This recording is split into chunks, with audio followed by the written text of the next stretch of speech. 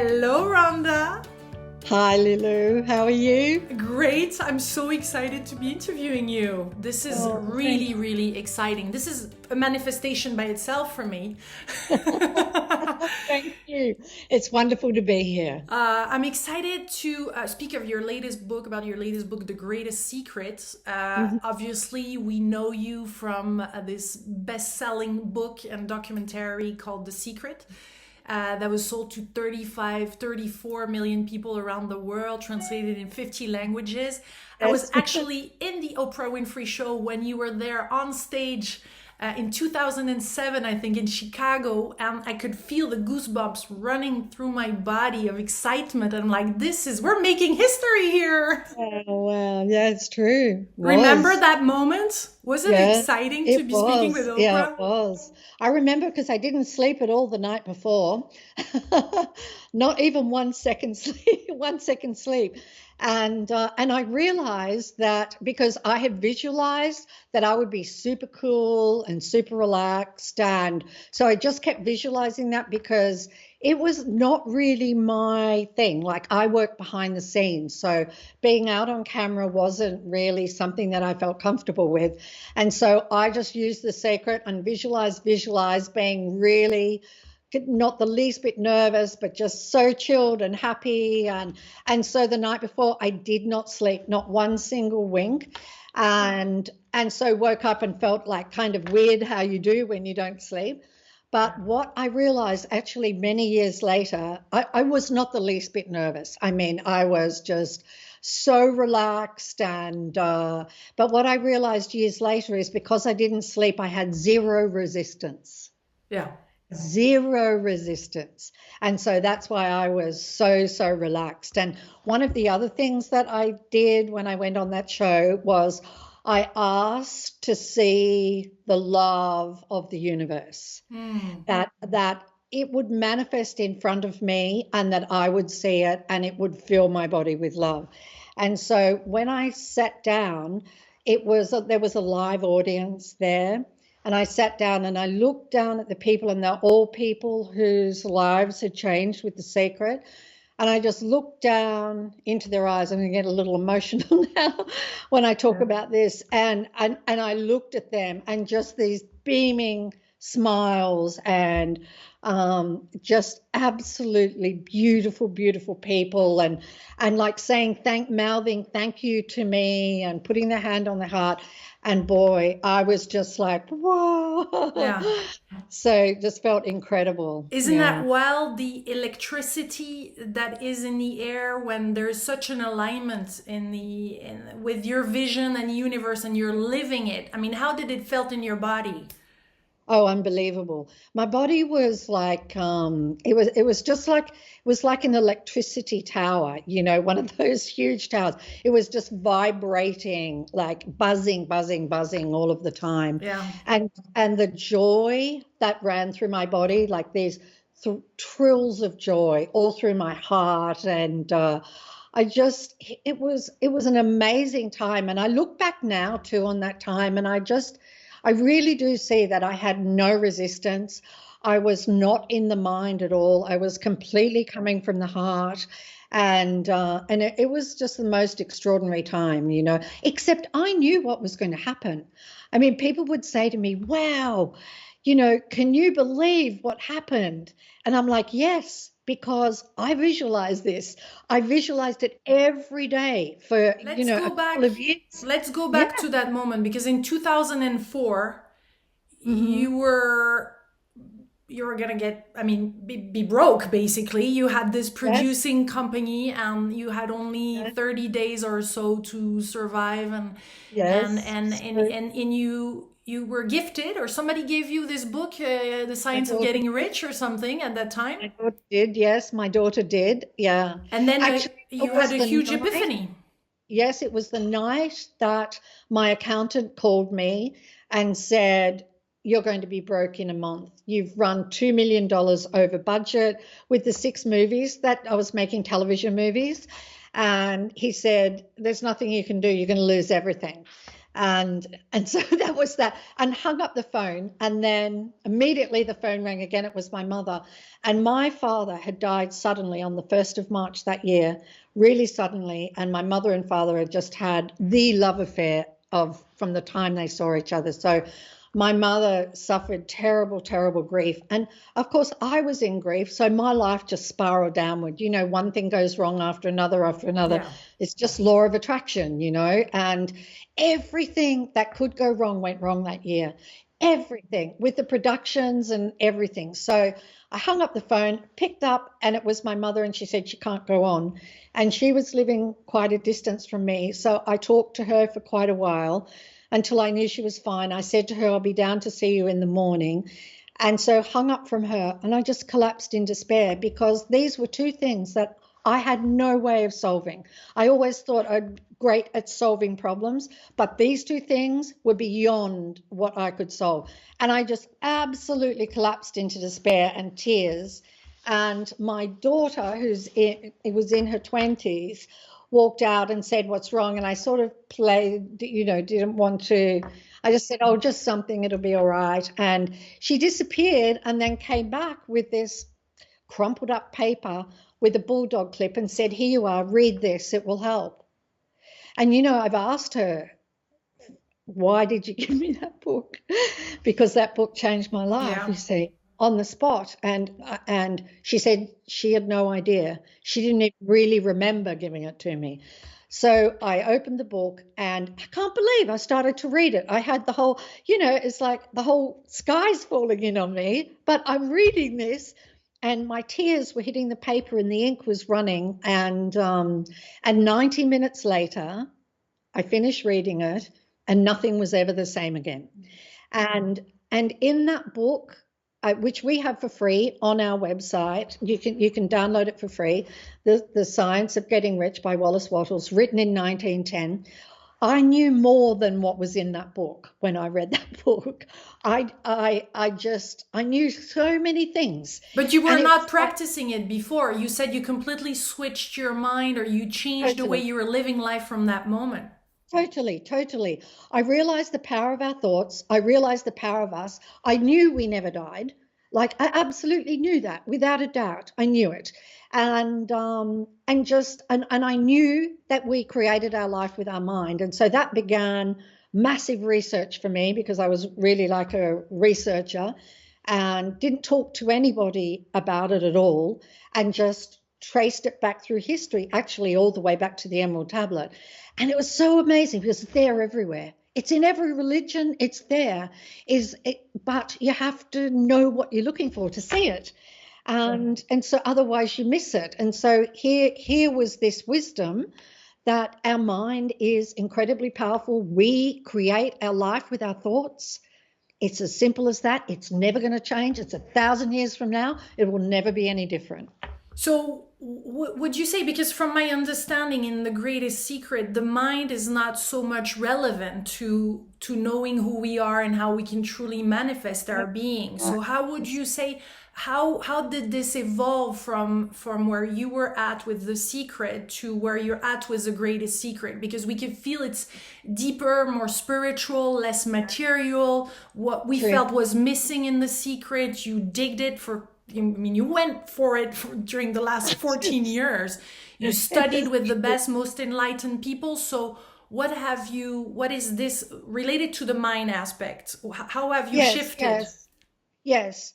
Well, I think with the secret is just, I will maintain this. It's just the greatest. It was a gift given to me and that was shared with the world. And it is the greatest book for life on planet Earth. I don't think you can beat it. It is so simple. It's so clear. Everybody can understand it. And it does explain to you the power of the mind to create. And that's actually the only reason we have the mind, is to create what we want.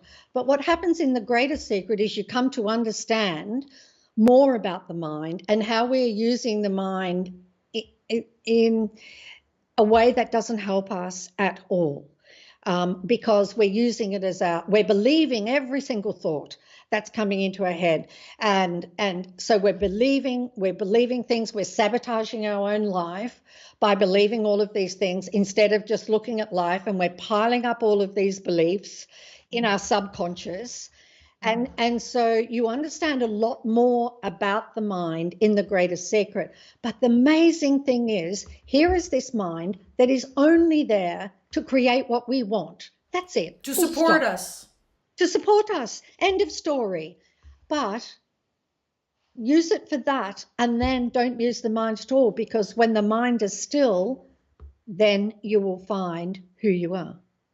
And who you are has always been there, has never left you. And who you are it matters a lot to know who you are. You're eternal. You don't have a problem in the world. You were never born. You never die. It really matters a lot to discover who you are and to understand that this is just a body you're using to have a lot of fun in an objective world, right? And so The Greatest Secret puts the mind more into perspective. It's an incredible tool, but it's also will act as a blanket or a curtain covering up who we are. So the journey from The Secret to The Greatest Secret, and I wrote several books in between, but The Greatest Secret is my entire journey, and it features in it all of the teachers who played an enormous part in my journey. I followed them, some of them for years, some of them for 6 months, some of them for a month, but all of those teachers changed my life in one way or another. You didn't met them the same way than the first one, because the first teachers, or the teachers in The Secret, from my understanding, a lot of them were coming from this group of leaders, transformational leaders in the US, that I had also the opportunity to interview. So I really get how rich it is, how much knowledge. But what would you say the difference is between this group of people and this one that you have decided to feature in The Secret? From my understanding, all of them have represented transformation in your life. But is there something else that they have understood that was really at the core, that makes this Greatest Secret amazing? Yes. Every single one of them self-realized. Yeah. Every single one of them, or another word for people would be enlightened if they wanted to use that word, but they are all living as their true nature, every single one of them. And whereas the teachers in The Secret, they were completely focused on law of attraction and actually what The Secret is focused on, and how to have an incredible life. And you can just think your way to whatever life that you want. But one of the difficulties we have is if we're allowing the mind to run us, then there's going to be a whole lot of thoughts that we don't want, and we'll create those and we'll manifest those. So the quieter our mind is, the more powerful we become. You featured Muji. I love Muji. I think he's so cute. I love Muji. Oh my God. How did you met him? He's so beautiful. He's just gorgeous. Oh my gosh.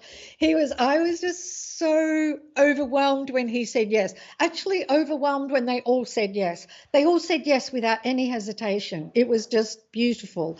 Muji, I actually went to a retreat of his in Lisbon, and I went with my daughter, and I had already well and truly woken up, and so it was amazing to be there. But for my daughter, he walked into the room, and my daughter was just, that was it.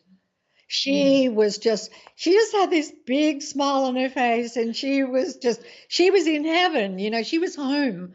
And so it was the trip of a lifetime for her. And he is just so beautiful, and I looked around at all of these people, and there's just people everywhere just waking up just in his presence, just such an incredible presence. So how would you describe that, a person that awakens in the presence of another? How would you rationalize that, or how would you put it in words? It's interesting, isn't it? Because I've had some letters from people who've read The Greatest Secret and just woke up just like that, and on the spot. And so I just kind of think of people in that way. And when I saw those people with Muji, that it's just like really low-hanging fruit, right? That's just it's ripe and ready to drop. Because for me, it was quite fast too, but I've been living since 2016, living as my true nature and really consciously living as that. So it's been getting deeper and deeper, the mind quieter and quieter, and just like the flimsiest thought will just create, just Yeah. like that, because there's nothing to contradict that thought. Wow. So you, Yeah. you you just said 2016. So Yeah. what happened in That was those 10 years? in those 10 years, I searched 24/7. Wow. Thousands of books, went through every tradition that I could, studied every tradition, every person, like 7 days a week, truly. On a larger scope than for the secret, because you had digged already. Yes. And I thought, well, I have discovered the truth. There must be more. You know, I knew without a doubt with the secret, this is the truth. This is what work. This is the way it works. It's the way it will always work. The mind is creating everything. And so I knew there must be more. Like, for example, I knew we never died. And so I just set off on a path to discover more and more and more. And I discovered so many incredible things on the way, you know, things that people, the general public aren't aware of. And it was an incredible spiritual journey and very, very intense. And I had a lot of amazing experiences, but Crazy experiences, I guess, too. which kind? Some crazy experiences that were Crazy. unrational, probably at times. That's right. I knew things, you know, I knew things like I remember there was a family friend of ours and she was having a baby and she was rushed into hospital. I think it was like 6 weeks before the baby was due. And my daughter said to me, "Can you please give us some light and some magic dust and help her?" And I said, "She doesn't need any help. She's going to be fine. And the baby girl's going to be fine." And I said, "You said she's having a baby girl, right?" And my daughter said, "No, they don't know what she's having." I said, "It's a girl and she's going to be fine." And she was. And I knew it, you know. And so everybody's had that experience for sure in their lives where they just knew something, you know. I absolutely knew that was going to happen. I knew it. I knew it. And so, yeah, so Would I you had believe lots of, would you believe lo- we're all healers and mediums, and yes, yes, yes. some people We are more gifted than others? We're unlimited. We're unlimited. I mean, and so what it involves is opening your mind. And when I say opening your mind, you know, really just allowing your mind to go into the background. And most people like to think of themselves as, what are your qualities? Well, I have an open mind, I have a great sense of humor, but a lot of us have a very closed mind. We are closed to to new ideas. Like the greatest secret presents a lot of things to people. All of it is the truth, but it presents a lot of things to people that may challenge their current beliefs, you know. And so often if we have a belief that is challenged, we're like, oh no, I don't believe that. And so therefore our mind is closed. And our mind, bless it, it's an amazing tool, but it will do everything to stop us from discovering who we are, because it really likes running the show, you know, it likes it. So it also likes it when we discover who we are, and it can go on a long vacation Yeah. It- as well. So how about the heart in all this? Because you're speaking about the mind, an open mind, but is the heart playing a role to actually perceive and being aware of who we really are? yeah, I think when the mind is when the mind goes to the background and who we are, the infinite being that we are, awareness, consciousness is in the foreground, then you just become just this total joy, total love. Everything's perfect just as it is. Nothing needs to change. And you absolutely know that we are all one. While we're appearing as individuals, that we are all one.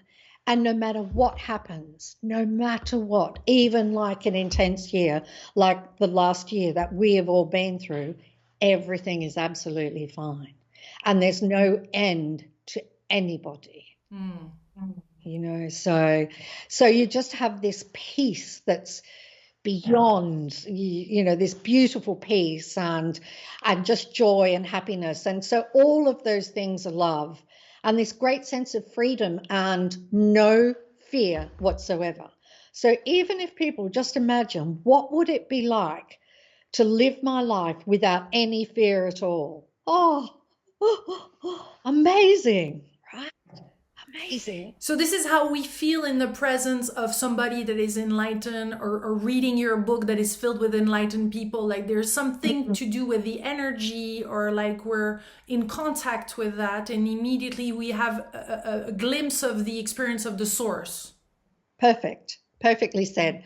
Yes, because I think in the presence, and it would vary. I'm sure for some people, like I'm sure some people went to Muji and that didn't happen to them, whereas it happened to many, many people.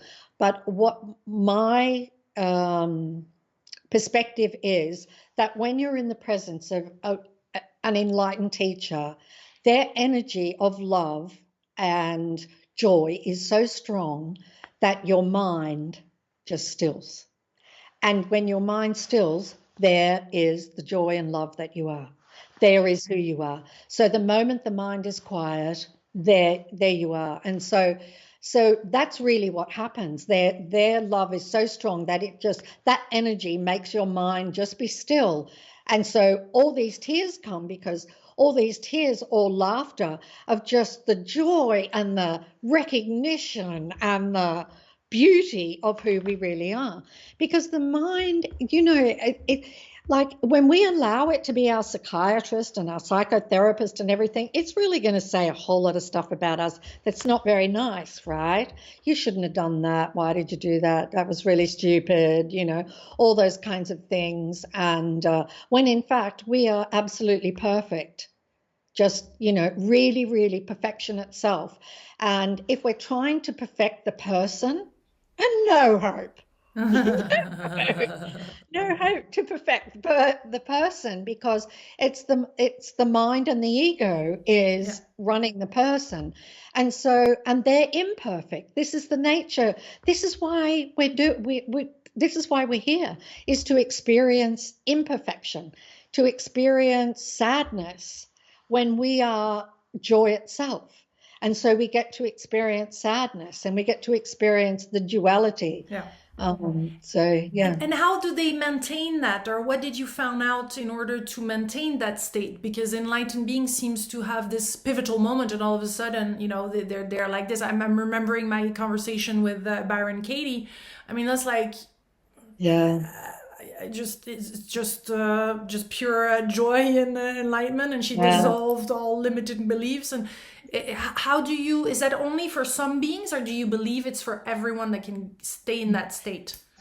I think, look, somebody like Byron Katie, it happens very suddenly, and she never, the ego and the mind never come back in the way that they were. But that's rare. That's really rare. And it's pretty intense for it to happen that way. Like I think Katie sat for 2 years in the desert, barely talking to anybody. And I think Eckhart Tolle was similar, it was very sudden. For me, it's been gradual, and for most people it's gradual. So I had an awakening and I totally knew who I was. But then all through the day, I would say to myself, am I aware? Am I aware? Which is one of the processes in the book, to bring you back to being consciously aware. And I just put in the book what absolutely worked. That worked. It will not fail. And so the more that I did that, and the more that I noticed awareness, the weaker the mind got, and the more who I am was in the foreground. Yeah. How would you say we should choose our enlightened being? Or, some people say you should go towards a master and only study with that person, and totally devote even yourself to that master so that you can really be enlightened. Or do you believe it's a matter of, as you did in the book, sprinkling? Because we're also learning in the book how you're completely in love with your own master, I should say, or somebody that's anonymous that we don't know, but that my teacher, your teacher, that I love so much. Yeah. So is there one way or many? Um, I think the best thing is to trust. I remember a mentor of mine saying, when the student is ready, the master will appear. And for years and years, I wanted that master to appear. And I was like open to, could be in a supermarket, I just wanted that teacher to come. And the teacher didn't come. And so I was like, well, I can't be ready. And so I would just kept following all of the teachers. And sometimes I would think, oh, this is the teacher. But then I would find that I moved on to another teacher. And so if you just trust, if you really, really want this and you want to be free, and you want to be free of fear and enjoy and just have a life that's probably inconceivable to most people right now, then trust, like certainly read The Greatest Secret, or you could choose another book. It doesn't matter. But if there is a teacher that resonates with you in that book, then follow that teacher and follow that teacher until until you feel like you've done enough with that teacher, and then go to the next one. I mean, the next one will appear for you. It did for me. I would finish with one teacher and then I would be like, gosh, I don't have a teacher. Like within hours, another one would appear. And with my teacher that's anonymous in the book, I've had no other teacher than her since 2016. Yeah. And she is just, and there will be no other teacher. But I just think to trust that you may go through many teachers. I don't, for some people, there may be just one teacher. You just know, you can get to a point where, I don't know, you feel like you're not moving anymore. And you hear something from another teacher and, oh, it sets you alight. And so I think just trust, like Lester Levinson says in The Greatest Secret, oh my gosh, he was the most amazing teacher. But he says in The Greatest Secret, you take one step toward your infinite self and it will take 10 steps toward you. And so just keep doing the practices, checking in and am I aware? Not saying I am aware, because saying I'm aware is the mind. It is very specific. Am I aware? And the moment you say that, the mind is still and awareness consciousness comes into the foreground, and because the mind can't answer that question, so it's very specific. Yeah. So I guess this is the best place in order to know if it's our teacher in front of us, or if we want to. But how do you deal with when there's the crisis, the craziness, the mind that is there, and actually you so much want a change in your life, but you're not in a place where you're there to be that awareness. So how do you choose and have discernment, or choose from the right place? How do you know what is actually the process to? You're going to feel it. Like you're going to feel a teacher. You will feel it. If you are in the presence of a teacher and you are just feeling absolute joy and love, oh my gosh, you aren't going to want to go anywhere. You're just going to want to hang on to that teacher's arm and never let them go and follow them everywhere. And so when you will really feel it. For somebody who's not even at that place, I just feel like the secret gave me the perfect stepping stone to this, because I worked really hard on watching thoughts and not paying attention to negative thoughts and only enhancing positive thoughts of what I wanted. And so for those people who followed the secret and have really worked at being positive, it will be much easier for them than somebody that is just beginning, So I remember Lester said, first step is to get your mind positive and to think of all the positive things and to watch your mind, to watch it. And when there are negative thoughts, don't believe them. Take no notice of them. So if there's a negative thought that says, you shouldn't have done that, you upset her when you did that, you shouldn't have done that, then just say, there you are again, go away. You don't know anything.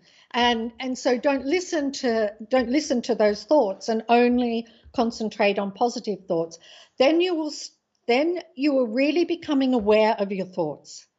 That's a big deal, to become aware of your thoughts and to be able to discern.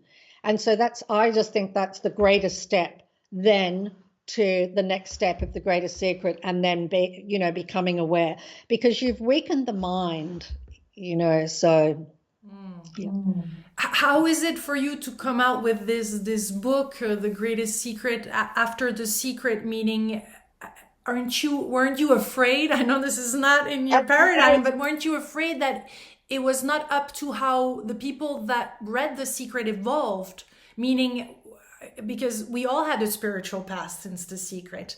We all tried so many things, experienced life and evolved and got connected.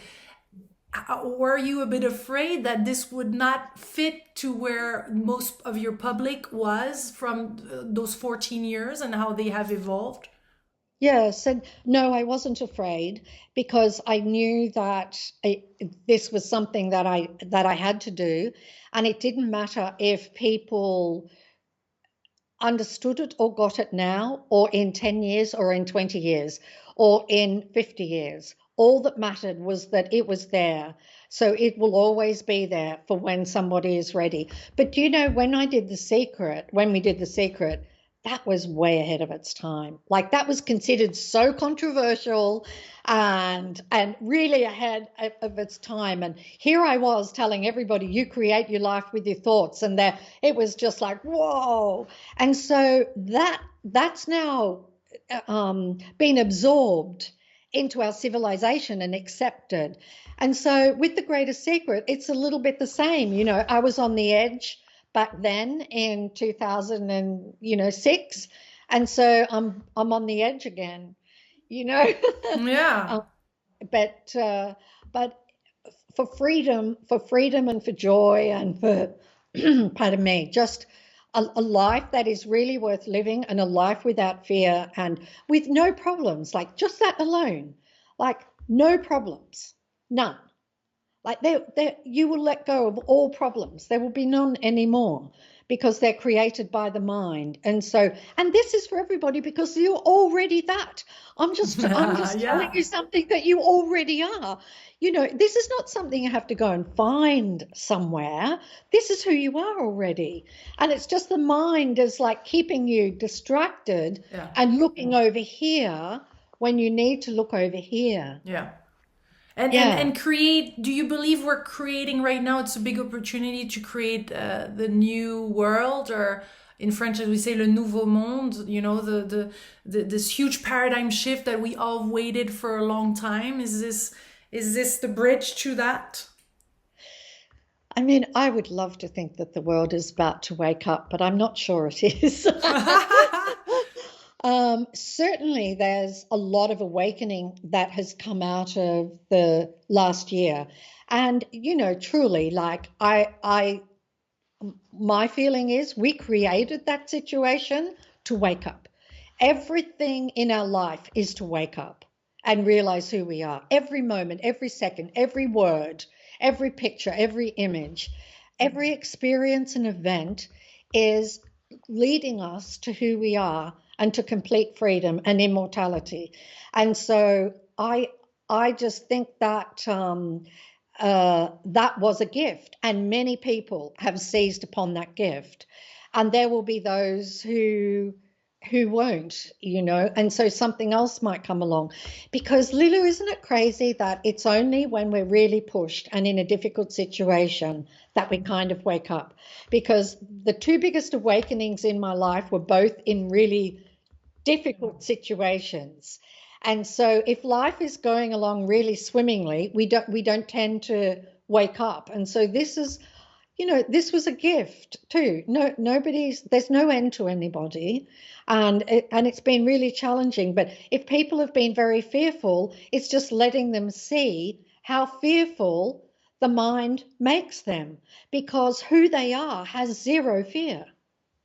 Zero. It seems like there is a lot at stake, but there is also a lot of opportunities that are arising to create something new based on a new consciousness also. Yes, totally. And, I would it would be great if there was if we all kind of woke up, if everybody woke up, that would be wonderful. But do you know what? It's not required either.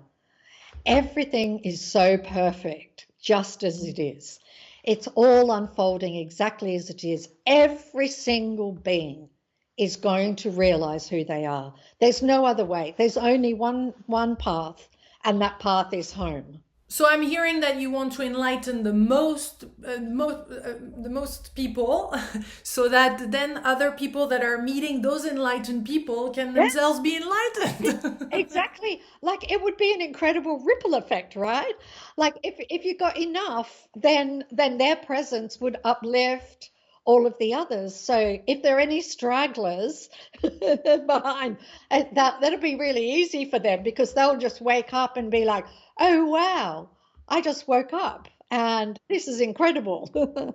Have you ever felt that you were a mystic, or that you had ideas that were just like coming to you from a different dimension and other beings, or that you were just really receiving and had this great destiny to share, all of this with the large public? I mean, I I've had all kinds of spiritual experiences, but the books that I've done most definitely were destined. Yeah. I just know that. I just know that that's what I am here to do, without a doubt. And and so you feel um, supported by other dimensions? I feel supported by who we are. I kind of don't. I, I used to in my journey got into all of that, all the dimensions and all the other beings, and I investigated and researched all of that, and it was interesting. But my mentor said something to me that kept me in good stead. Because I was having lots of experiences, like I could see auras around people, and I could see all this colored light and all these different things, and I thought, wow, this is incredible. It's like superpowers, and so I talked to my mentor about it, and he just I told him about my experiences, and he just went, hmm. And I said, don't you think that's incredible? And he said, no, it's normal. It's normal. And then he said to me, you must be very careful. You must be very careful that you stay focused on where you're going and not get distracted, because all of those things are just phenomenal as well. They are just phenomenal. They're of the mind as well. So don't get distracted with where you're going. And that was just the best thing he could have said to me, because I could have, I just could have gone around looking at auras all the time. But instead, I was just like, oh, that's just normal, and all that light is just normal, and I just kept my eye on going home, and mind you, I didn't even know where I was going, Lilou. I mean, this is the crazy thing. I'm just like, I've got to keep searching, I've got to keep searching, but I didn't even know what I was searching for, and I thought I'm going to be searching my entire life. Like this is going to be my life forevermore, searching, searching, and then in 2016, when I realized who we are, all the searching stopped. Just like that. No more books to read, no more. Just stopped. Yeah, just all stopped. And I'm like, once you know who you are, you don't have any more questions. Yeah. I have one last question, and I'm sure I'll have hundreds of other questions later on for other interviews, and I'll still have questions. I can't help it. I love asking Oh questions. no, but that's great. Is Great the for you. focus, so is would you say the focus should be very narrow or huge, as we're doing, or very expansed,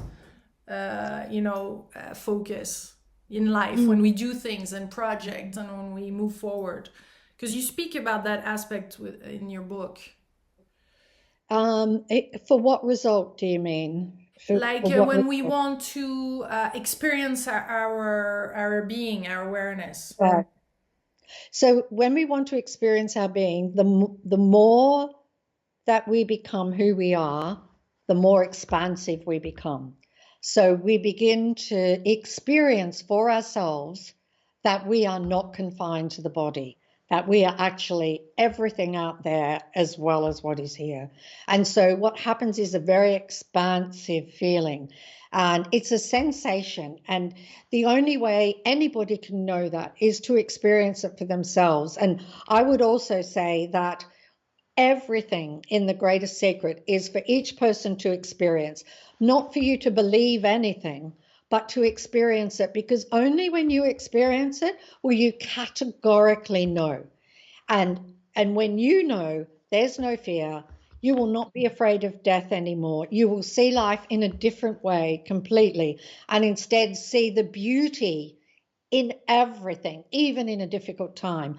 And that you will live in a foundation of happiness that can never be shaken, ever, no matter what's going on. And also nobody bothers you or upsets you anymore.